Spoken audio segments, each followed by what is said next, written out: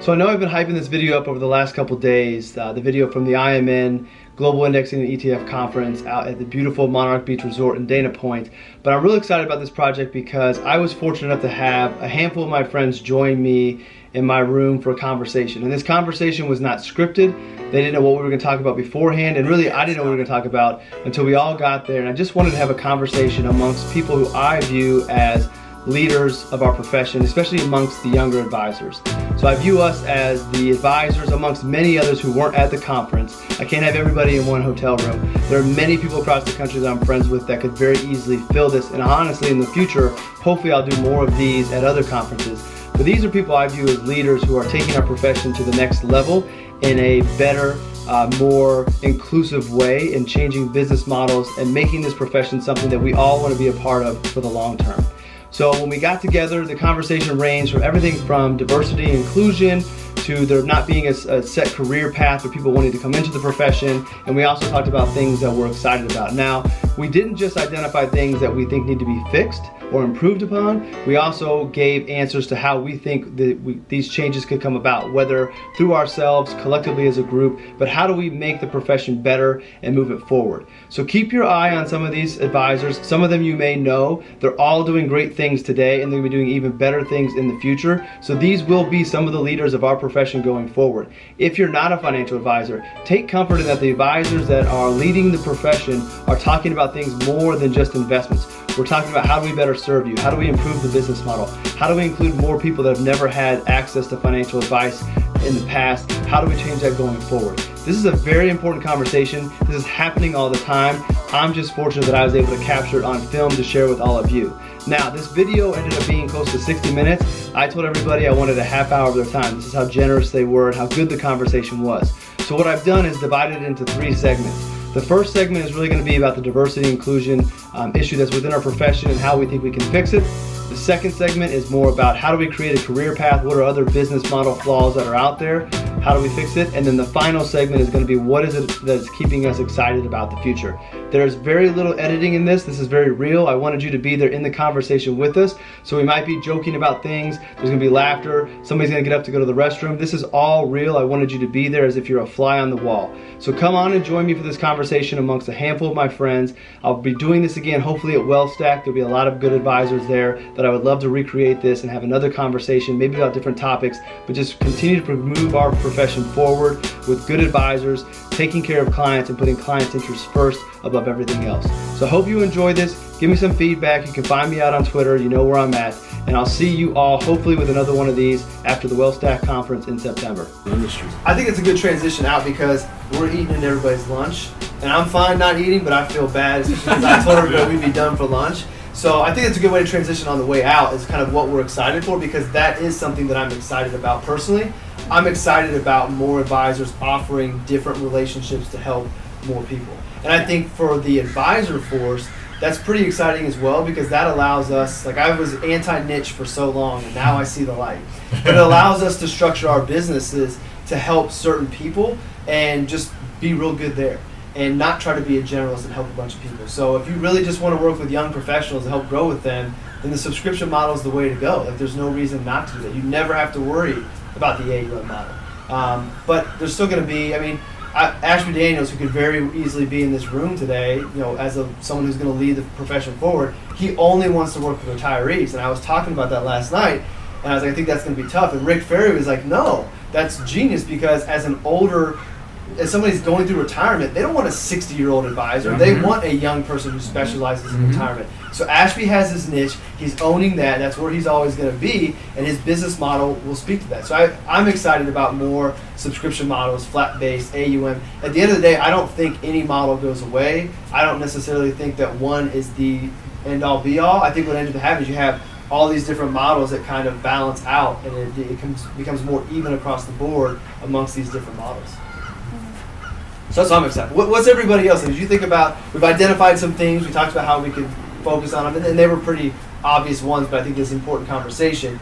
But what is exciting? Like, what's going to keep you in this profession for the next 25, 30 years?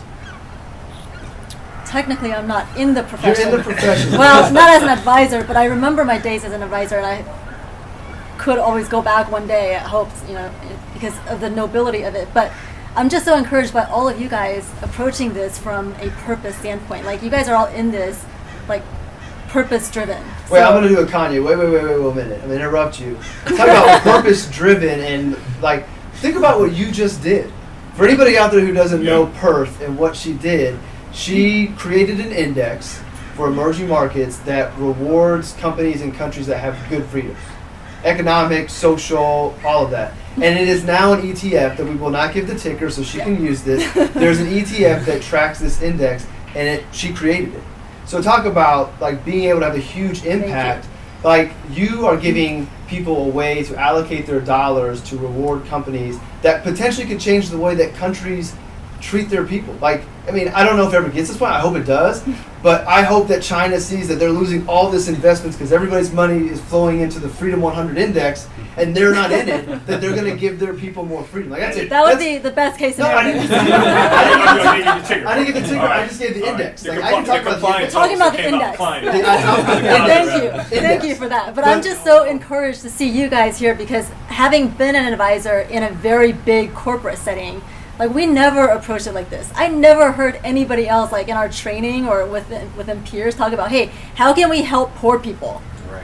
How can we help people that, like, don't have bank accounts? Like, I've never heard that. And so to hear you guys lead with that and just come at it with genuine passion is so encouraging to me because, to be honest, those big firms, you know, wouldn't have been welcoming of my index either because they're like, you know, obviously that's not industry standard, you know? So, and we actually divided our jobs according to asset level. Like, you do this asset level, you do this asset level, and you do, everything was divided by how much money someone has.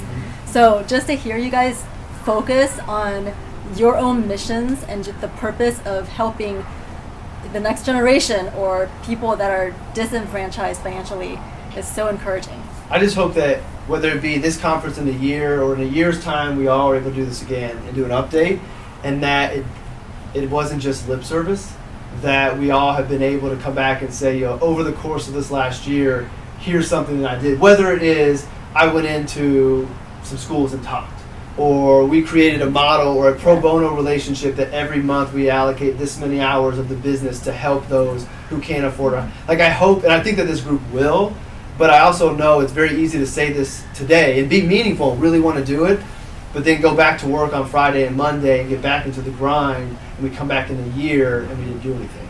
I don't think that'll happen with this group, and should it do it, I don't think we're bad people for it, but I hope that, like, we actually go forward with it. What else are we excited about? Are we hungry? Either way is fine. Everybody's hungry. You hogged all the air. This is Stephen Nelson. Had a bronze sheet to be like. He's soaking up the I've enjoyed listening to everyone. I think the thing that I'm most excited about is just overall, like, the quality of the professionals is just increasing, I think, each and every year.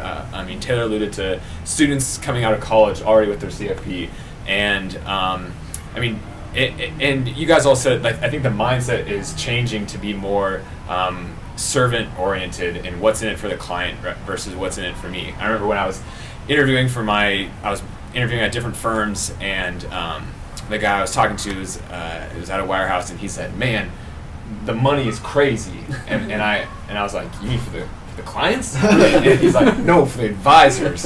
You know, you might not know how to handle the money." And I was like, "Dude, you got that's completely flipped." You know, but I'm really excited about. I think people are getting, and there's momentum building behind. You know, that they're not in it for the money, whereas before I think that was kind of the focus. I mean, yes, we want to take care of our families, and that's priority number one, but we want to help people and we want to do what's right for them in the end. So that's what I'm really most excited about. If you do it just for the money, you won't last long in the business. Right. Priority 1A and 1B.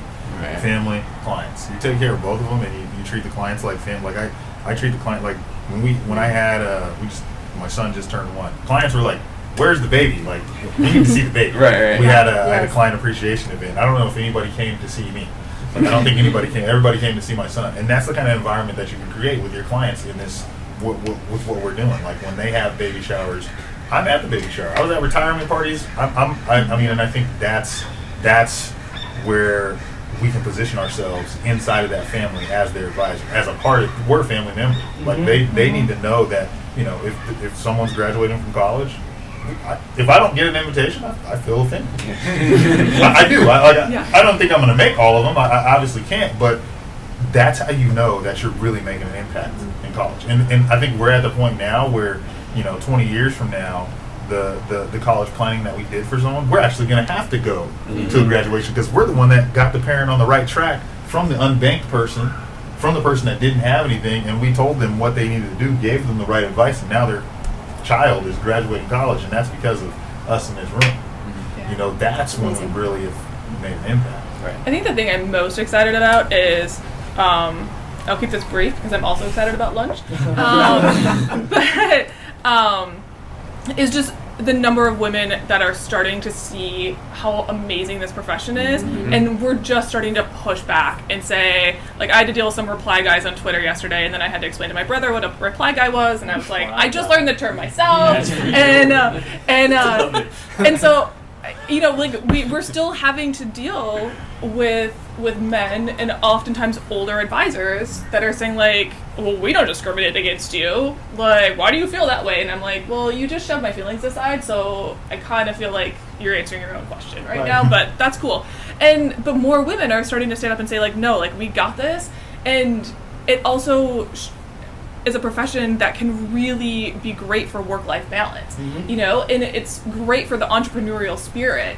And so I think like the more women we can have that come into this, you can have a family. And like my kids have been on conference calls. They're 4 and 1. So they've been on conference calls. My 4-year-old loves a good conference call because she likes to sit on my lap and say hi to everyone. My 1-year-old went to her first meeting at like 5 months old because she needed a nap and wouldn't unless I was holding her. So I just put her in the ergo and brought her with me instead. Which goes back to the relationships like Emily was talking about. You have relationships with your clients where they're okay with that because they understand you are a human being, you are a mother, you're taking good care of them, which is ultimately what the clients care about most. Who cares if your child's there? Because you know what, they had kids before they remember. Because I've had silence in meetings before, like, and honestly, my experience with the clients kind of like it. So they look forward to it. So sorry to interrupt you, but I just think that I just wanted to like credit that you don't get to do that unless you're doing a good job for your clients. Right, exactly. And so I just sat on my yoga ball and bounced with my baby, and she slept the entire time because apparently I'm super boring. And so I mean, just having all of these opportunities, but also being able to structure it in a way that you can still live your life, and you can have a family if you want to have a family, you can travel if you want to travel, you can do what you want to do and have this amazing career. That's what I'm most excited about. I agree. It's a great career for women. Yeah, and women as independent advisors especially have even more control over their work-life balance versus working for a big firm.